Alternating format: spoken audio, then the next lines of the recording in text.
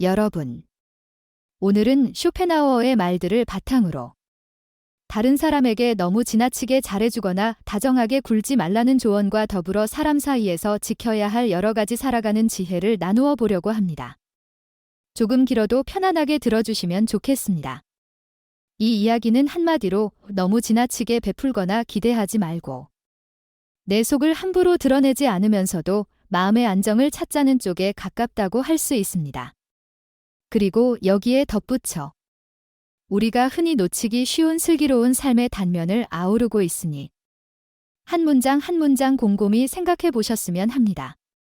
제가 말씀드리는 내용은 되도록 어려운 말 대신 일상에서 쓰이는 말투로 풀어보겠지만 어디까지나 쇼펜하우어가 남긴 지혜를 토대로 했다는 점, 그리고 너무 쉽게 흘려듣기보다는 나는 지금 어떻게 살아가고 있는가를 살짝 돌아보는 계기가 되었으면 좋겠다는 마음으로 전해드립니다.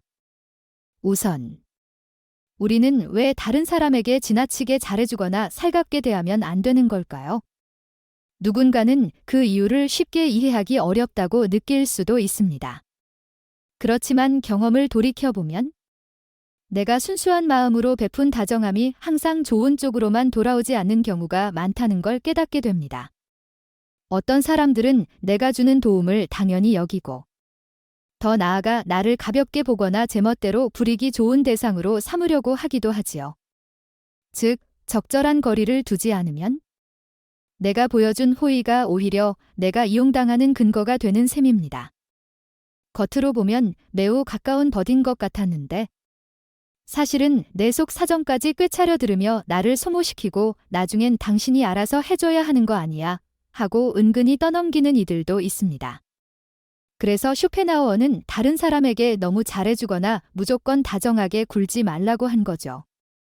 이는 모든 사람에게 차갑게 대하라는 뜻이 아니라 주고받는 흐름을 잘 살피고 내가 무엇을 어디까지 베풀어야 할지 점검하라는 경고에 가깝습니다. 아울러 내 깊은 비밀을 다른 사람들 앞에서 굳이 털어놓지 말라는 이야기도 있습니다. 이 부분은 살아가면서 한 번씩 다들 느끼게 되지 않나요? 무언가 기쁜 소식을 말했는데 듣는 이가 은근히 시기하거나 혹은 내가 어려움에 처해 있음을 숨김없이 말했더니 그걸 나중에 약점으로 삼아 나를 흔드는 경우도 있죠. 좋은 일이든 나쁜 일이든 속 깊은 비밀을 함부로 드러내면 그것이 나중에 내가 감당하기 어려운 상황으로 되돌아올 수 있다는 겁니다. 친한 벗에게도 되도록 너무 세세한 속사정을 모두 말하지 않는 것이 좋다고도 합니다. 아무리 가까워 보여도 결국 그 사람은 나와 분리된 또 다른 한 사람이니 순간의 친근함이나 감정에 이끌려서 나중에 내가 곤란해질 재료를 굳이 남에게 쥐어줄 필요가 없다는 뜻이죠. 오래전부터 적에게 알려서는 안 될 일이라면 벗에게도 알리지 말라오는 옛날 말이 있습니다. 이는 누굴 믿지 말라는 뜻이 아니라 내 이야기를 함부로 공개함으로써 생길 수 있는 문제를 미리 차단하라는 조언이라고 볼 수 있습니다. 게다가 비밀이라는 걸 마음속 깊이 머금고 있을 때는 내가 그 비밀을 다스릴 수 있지만 한번 꺼내어 말해버리면 그 비밀이 거꾸로 나를 옥죄는 족쇄가 될 가능성도 있죠. 그래서 말을 아끼고 조심하는 태도를 잃지 않는 것이야말로 우리가 일상에서 흔히 놓치기 쉬운 중요한 자세입니다. 말을 너무 많이 하면 자연히 말실수도 늘어나기 마련이니까 과묵한 태도가 지닌 가치를 한 번 더 생각해보자는 것이지요. 또 다른 핵심 중 하나가 내가 지닌 재주나 빼어난 능력을 너무 떠벌리지 말라는 겁니다. 잘난 것처럼 보이는 사람은 언제나 공격의 대상이 된다는 말을 들어본 적 있을 텐데요. 사실 사람이란 자신과 비교했을 때 더 뛰어난 누군가에게 무의식적으로 질투와 반감을 일으키기 쉽습니다. 어떤 면에서건 내가 두드러지게 잘나면 혹은 그걸 과하게 뽐내면 주변에선 나에게 어떻게든 흠을 내서 깎아내리고 싶다는 본능을 느낄 수 있다는 거죠. 결국 내가 조용히 능력을 쌓아나가되 꼭 필요한 때에만 살짝 보여주고 그 외에는 너무 뻔하게 드러내지 않는 것이 스스로를 지키는데 이롭다는 이야기입니다. 어릴 적부터 친하게 지냈던 벗들과도 나이가 들수록 멀어지는 경우가 많잖아요. 어떤 이들은 서로 자주 못 보니까 라든가 사는 게 바쁘니까 이를 이유로 들지만 실제로는 서로 달라진 점이 많아져서 예전처럼 비슷한 눈높이로 어울리기가 점점 어려워진 탓이 큽니다. 그러다 보면 상대는 너는 왜 그렇게 변했니 하고 묻고 나는 이제 그땐 내가 알던 너랑 달라진 것 같아 하고 느끼게 되는 거죠. 그래서 더욱이 내 뛰어난 점이나 성취를 마구 내세우면 옛 친구들도 불편해하며 거리를 두게 될 확률이 올라갑니다. 때로는 안전하고 편안한 어울림을 유지하기 위해 내 강점을 너무 드러내지 않는 편이 지혜로울 수도 있는 법입니다. 비슷한 맥락으로 내가 지금 겪고 있는 슬픔이나 괴로움을 굳이 말하지 않아도 된다는 조언도 있습니다. 기쁜 일은 함께 나누면 내 기쁨도 더 커지는 반면 슬픔은 무턱대고 나눈다고 해서 해결이 되지 않을 수도 있다는 겁니다. 특히나 내가 많이 힘든 상태라면 남에게 그걸 털어놓아도 정작 충분한 위로를 받지 못했을 때 더 마음이 상할 수 있고 듣는 사람 역시 나의 부정적인 감정에 휩싸여 힘들어질 수 있습니다. 그러니 내 슬픔으로 인해 괜한 원망이 생기지 않도록 될 수 있으면 조용히 스스로 소화하거나 꼭 필요한 도움을 구할 때만 최소한으로 털어놓는 편이 낫다는 이야기예요. 이와 관련해 중요한 것은 타인에게 큰 기대를 걸지 말라는 말입니다. 아무리 가까워 보이는 상대도 결국 나와는 다른 존재입니다. 사는 방향과 생각이 다를 수밖에 없고 언제까지나 내 슬픔을 품어주거나 내 기쁨을 함께 해줄 의무가 있는 게 아니죠. 게다가 실은 우리 모두 궁극적으로는 혼자이기 마련입니다. 누구든 자신의 내면에서 오는 고민과 감정을 오롯이 나눌 수 없을 때가 많잖아요. 그러니 나를 진정으로 지켜줄 사람은 나 자신뿐이라고 여기는 편이 현실적일 때가 많습니다. 물론 주변에서 돕고 북돋아 줄 수 있지만 내 삶을 정말로 책임지는 건 결국 내 몫이니까요. 그렇기에 약간의 근심이나 고난은 누구에게나 필요하다는 말도 언뜻 모순적으로 들리지만 일리가 있습니다. 배 밑바닥을 제대로 씻지 않은 배가 멀리 항해하기 어렵듯 우리 삶에서도 작든 크든 시련과 어려움을 어느 정도 겪으며 단단해지는 법이니까요. 하지만 그 고난을 너무 깊이 자책하거나 다른 사람 탓으로만 돌리면서 시간을 낭비하지 말라는 게 쇼펜하우어의 조언이겠지요. 결국 우리 슬픔의 상당 부분은 대체로 다른 사람과의 갈등에서 비롯됩니다. 그러니 혼자 시간을 보내는 법을 익히고 스스로를 다스리는 힘을 기르는 게 굉장히 중요하다는 겁니다. 또 하나 흥미로운 말씀이 상대의 생각이나 의견에 성급하게 반박하지 말라는 겁니다. 일반적으로 살다 보면 누구나 자신의 생각에 어긋나는 말을 들으면 바로 반박하고 싶은 충동이 들죠. 그런데 상대가 나보다 더 완고한 사람일 수도 있고 혹은 일부러 나를 시험하려고 반대 의견을 던지는 걸 수도 있습니다. 전자의 경우에는 굳이 논쟁할 필요도 없이 웃어넘기는 게 속 편할 수 있습니다. 후자의 경우엔 내 속마음을 꿰뚫어 보려는 교묘한 의도가 숨어 있을 수 있으니 신중하게 대응해야 한다는 거예요. 건전한 토론이나 논쟁은 좋은 것이지만 그저 날 파악하려는 의도가 깔린 대화에선 괜히 속내를 드러내지 않고 조심스럽게 거리를 두라는 겁니다. 그리고 상대를 깎아내리거나 모욕하는 말을 함부로 하지 말라는 교훈도 강조됩니다. 비록 내 눈에 별로 좋아 보이지 않는 사람일지라도 세상에는 저런 사람도 필요한가 보지 하고 살짝 흘려보내라는 거죠. 왜냐하면 사람은 누구나 쉽게 변하지 않는 고유한 기질이 있고 그 기질을 완전히 갈아치우는 건 매우 어렵기 때문입니다. 내가 험한 말을 퍼부어봤자 서로 감정만 상하고 결과적으로 좋을 게 없다는 겁니다. 또한 사람이라는 존재가 기본적으로 자신을 우러러봐주는 이보다 자신을 깎아내리는 말을 하는 이에 대해 더 신경을 쓰는 경향도 있습니다.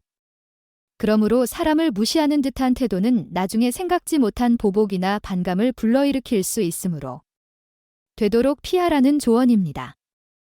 이와 연결해 기억해야 할 점이 환경이 조금만 바뀌어도 이해득실이 달라지므로 사람의 태도 역시 완전히 달라질 수 있다는 겁니다. 지금은 나에게 다정하고 좋은 말을 해주다가도 상황이 변하면 언제든 돌아설 수 있다는 뜻이죠. 그러니 말 한마디, 표정 하나에 내 부정적 감정을 그대로 드러내는 건 위험하다는 얘기입니다. 세상 사람들은 칭찬이 거짓이라는 걸 알면서도 흐뭇해하며 비난에 대해서는 큰 민감도를 보이는 경우가 많습니다. 이런 면이 인간의 어찌 보면 덧없고 허무한 부분일 수 있는데 그렇다고 해서 무시하기엔 너무 위험하기도 합니다. 결국 사람 심리는 나를 기분 좋게 만들어주는 쪽에 끌리고 나를 나쁘게 만드는 쪽을 배척한다는 단순한 법칙에 따라 움직일 때가 많거든요. 게다가 내 걱정을 다른 이에게 말하지 말라는 충고도 곁들여집니다.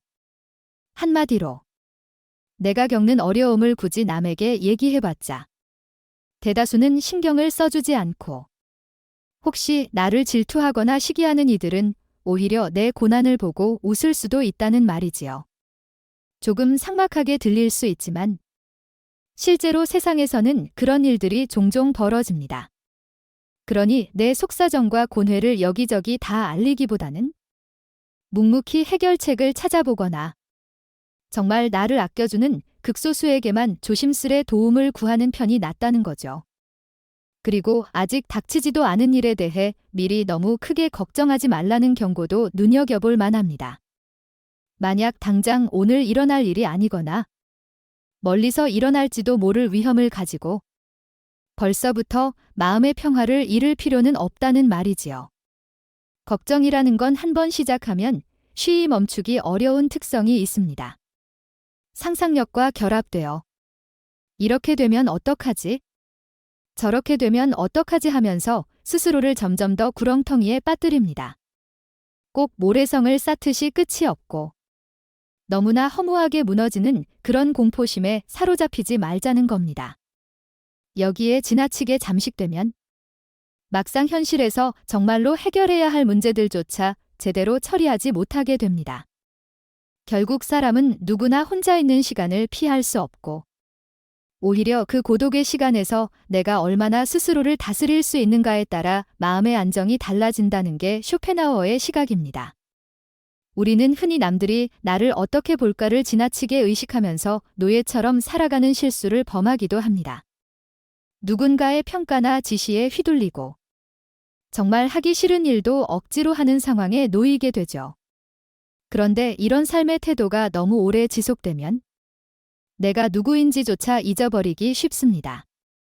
그러니 정신적으로 풍요로운 사람이라면 혼자 있어도 혼자라는 사실이 무섭거나 외롭게만 느껴지지 않고 그 시간을 온전히 즐기며 새로운 생각이나 상상력을 펼치기도 한다는 겁니다. 더 나아가 세상 그 어디를 봐도 그렇게 대단한 걸 얻기는 쉽지 않다고 말합니다. 세상은 고난과 아픔으로 가득 차 있고 인생 또한 고통의 연속일 때가 많다지요.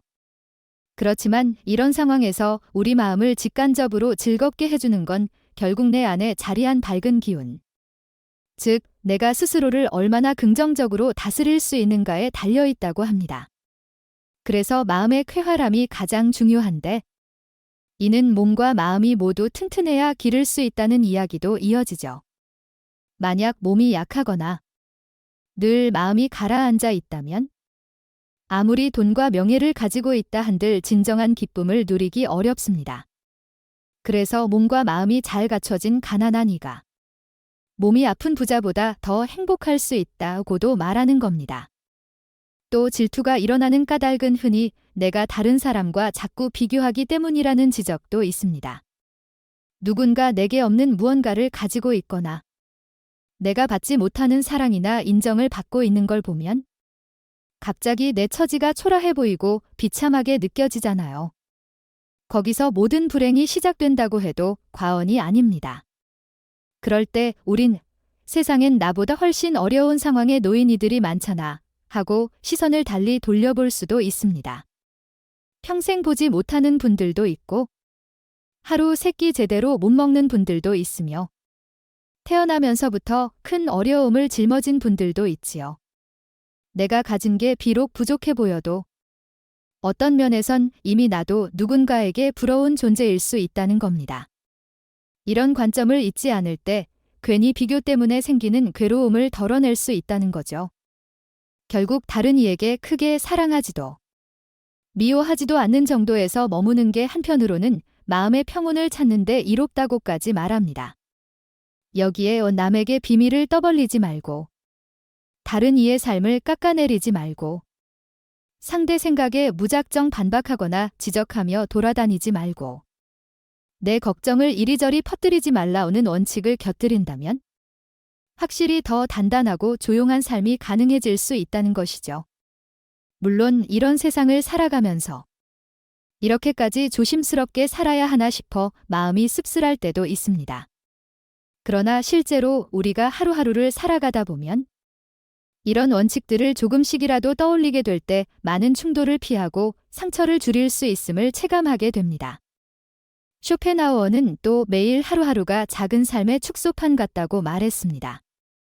아침에 잠에서 깨어나는 건 탄생에 비유할 수 있고 상쾌한 아침을 맞이하는 건 짧은 젊은 시절을 떠올리게 하며 밤에 잠자리에 드는 건 인생의 저물녘에 다다르는 걸 떠올리게 한다는 거죠.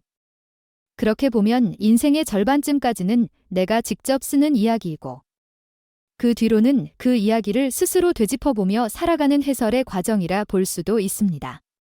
꼭 내가 바라던 완벽한 삶이 아니라 내가 처한 환경에서 최선을 다해 살아가는 그 자체가 중요하다는 점을 새삼 되새기게 만드는 말이죠.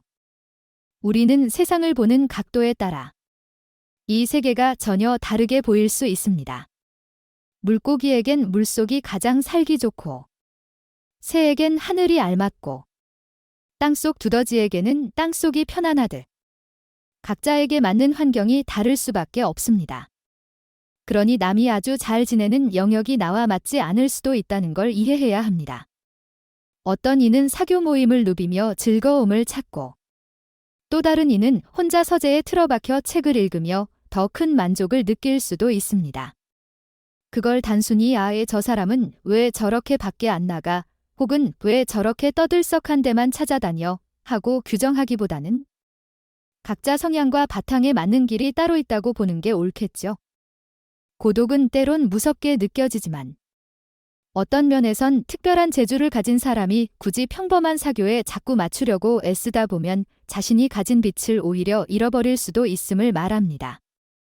예를 들어 엄청나게 강한 힘을 타고난 이가 세밀한 보석 세공을 하거나 타고난 머리가 좋은 사람이 단순 반복 일에 매달리며 살면 자신의 참된 잠재력을 발휘하기 어렵다는 거죠.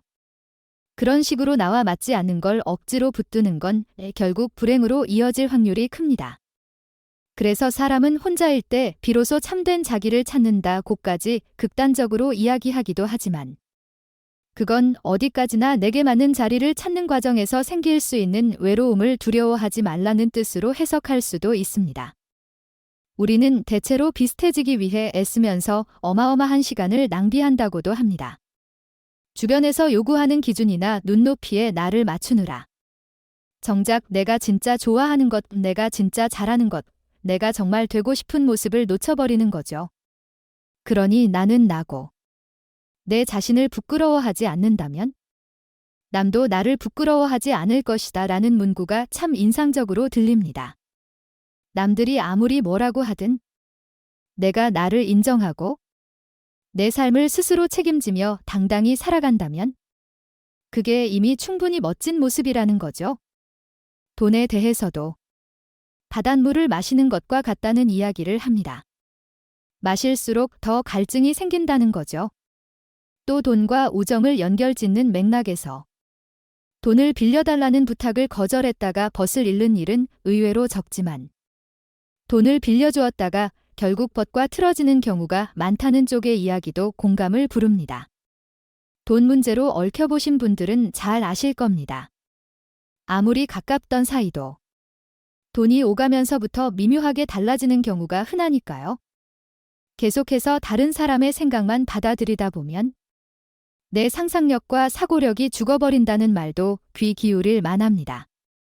책이나 강연, 남들이 하는 말은 참고로 삼되 내가 진짜로 생각하고 느끼고 판단하는 과정을 게을리하면 결국 내 고유한 생각이 자라지 못한다는 의미겠지요. 쇼펜하우어는 이를 두고 자기 나라를 팔고 남의 나라를 사보려 든다고 비유하며 결국 스스로가 가진 땅을 잃고 남의 것도 제대로 얻지 못한다고 꼬집었습니다. 또 어떤 이가 부러운 상황일 때 그게 정말 나와 맞는 건지 곰곰이 헤아려 볼 필요가 있다는 말도 합니다. 다른 누군가에게 딱 맞는 환경이나 조건이 내게도 똑같이 맞는다는 보장은 없거든요. 오히려 내가 거기에 들어가면 숨막히고 불행해질 가능성도 큽니다. 그래서 어쩌면 남과 비교해 얻는 부러움이라는 감정이 얼마나 허무한지를 알아야 합니다. 우리가 일상을 살면서 겪는 일들은 마치 커다란 모자이크 그림처럼 가까이에서는 그 전체를 알기 어렵습니다. 한 발 떨어져서 보아야 그게 정말 얼마나 아름다운지 알 수 있다는 비유도 떠올리면 좋겠습니다. 평소에는 지게 왜 이렇게 힘들지? 왜 이렇게 성가시지? 하고 한숨이 나왔던 일들도 시간과 거리를 두고 돌이켜보면 아, 그때 내가 겪은 일이 사실은 큰 의미가 있었구나 하고 깨닫게 되곤 하잖아요. 반대로 내가 지금 누리는 것들을 전혀 의식하지 못한 채 저건 왜 내게 없는 거야 하고 서글퍼하면 어느새 내 삶이 초라하게만 느껴져 고통이 깊어집니다. 그러니 내가 이미 가진 것들을 잃었을 때 어떨지를 떠올려보고 그것들 덕분에 내 삶이 한결 낫다는 사실을 기억해보라는 제안이 참 좋지 않나요? 그리고 마음이 크게 출렁일 일들을 줄이려면 활동 범위를 어느 정도 좁히는 게 도움이 된다고도 말합니다. 물론 지나치게 움츠러들면 자칫 무기력과 따분함에 빠질 수 있으니 스스로 균형을 잡아야 합니다. 격한 분노나 흥분에 사로잡히지 않도록 조심하고 무절제한 먹거나 마심 같은 것에 빠지지 않도록 일정한 규칙을 세우는 것도 권장합니다. 날마다 규칙적으로 몸을 움직이고 음식도 과하게 먹지 않으면서 내 기분이 크게 치솟거나 곤두박질 치지 않도록 스스로를 살피라는 얘기지요. 젊을 때는 감정과 인상이 지배적인 시기라서 한순간의 기세로 결정을 내리는 일이 많고 나이가 들수록 생각과 되새김이 중심이 되어 좀 더 신중해지는 경향이 있다는 점도 눈여겨볼 만합니다. 그렇지만 혹시라도 지금 처한 상황이 몹시 어려워 보이더라도 작은 한 줄기 빛이라도 보이면 끝까지 희망을 놓지 말라고 합니다. 하늘이 먹구름으로 뒤덮였어도 어느 구석엔 조금이나마 빛이 스며들 수 있으니 그걸 붙들고 용기를 내라는 거죠. 많은 사람들은 흐린 구름만 보고 두려워하는 사이에 진정으로 용감한 사람은 그 작은 빛을 향해 나아가 자신의 길을 뚫어간다고 합니다. 먹구름은 언젠가 물러가기 마련이니 그때까지 견디며 움직이는 자에게는 새로운 기회가 열린다는 의미일 겁니다. 또 높은 차원의 정신적 깨달음은 힘겨운 시련 속에서만 얻어질 때가 많다고도 말합니다. 우리가 폭풍 같은 상황에 놓이면 어쩔 수 없이 감정이 휩쓸리고 또 몸도 망가질 수 있습니다. 그럼에도 불구하고 그 혼란스러운 국면을 한 발 떨어져서 냉정하게 바라볼 수 있다면 더 깊은 깨달음을 얻을 수 있다는 겁니다. 이런 객관적 통찰과 차가운 눈이 있어야 거친 세상 물결 속에서도 나를 붙들 수 있다는 것이죠.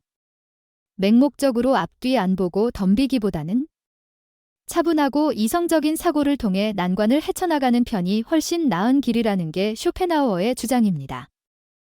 여기까지가 쇼펜하우어의 여러 가지 말들을 간추려 풀어보는 시간이었습니다. 너무 지나치게 베풀거나 친절하지 말기. 내 비밀을 함부로 말하지 않기. 내 재주를 과하게 뽐내지 말기. 내 슬픔을 굳이 퍼뜨리지 말기. 타인에게 큰 기대를 걸지 않기. 다른 이와 언쟁할 때 조심하기. 상대를 모욕하지 말기. 내 걱정을 남에게 이리저리 말하지 않기.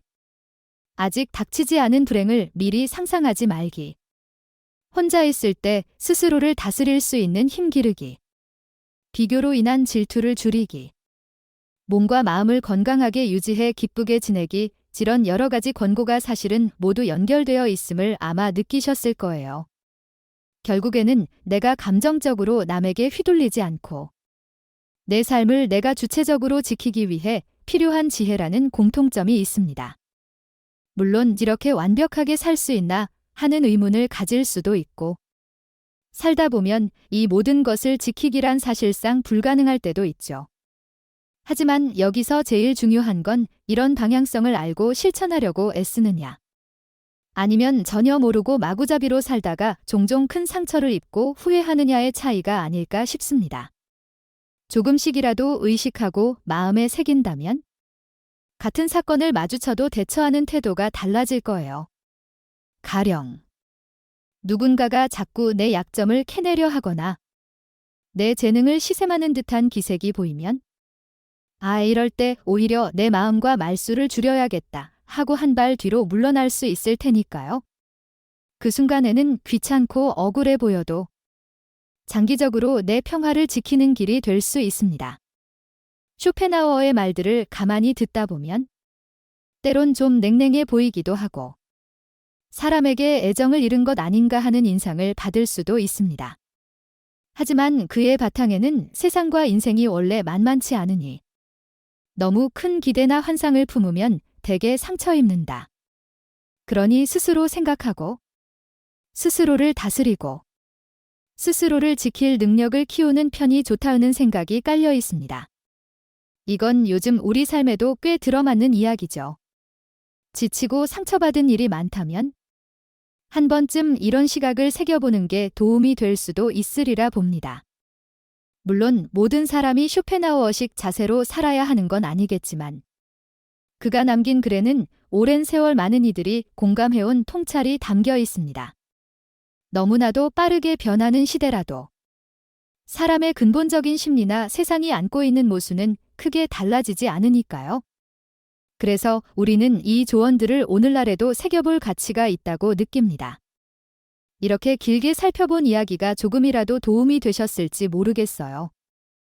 요약하자면 다른 사람에게 무조건 다정하게 굴고 끝없이 비밀을 털어놓으며 내 재능을 시도 때도 없이 뽐내고 내 슬픔을 마구 퍼뜨리고 타인에게 엄청난 기대를 걸면서 남이 말 한마디 잘못하면 바로 따지거나 상대를 깎아내리고 내 걱정을 떠벌리고 닥치지도 않은 불행에 벌써부터 전전긍긍하며 혼자 시간을 제대로 소화하지 못하고 남과 비교해 질투하고 내 건강을 돌보지 않아 마음이 어두워지는 모습을 피하자는 겁니다.